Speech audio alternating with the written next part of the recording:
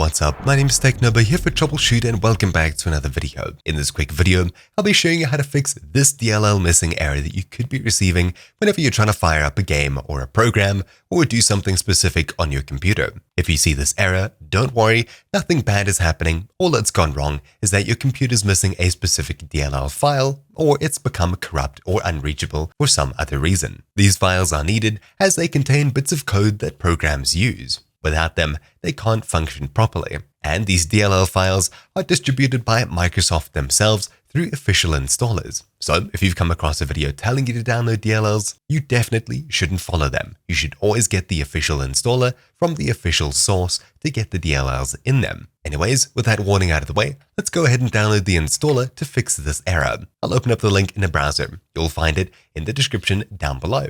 You should see a page that looks something like this. Simply scroll down and click the orange download button. Then a file will be downloaded onto your computer. This is the DirectX End User Runtime installer.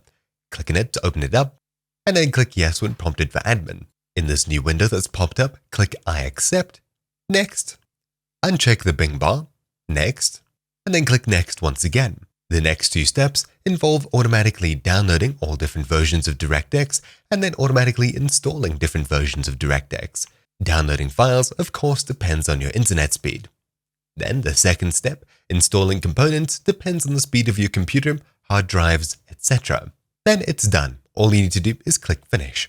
At this point, you should be able to fire up games and programs that you were having issues with previously, but if you're still getting errors and issues, make sure to restart your computer and then try the games and programs once more.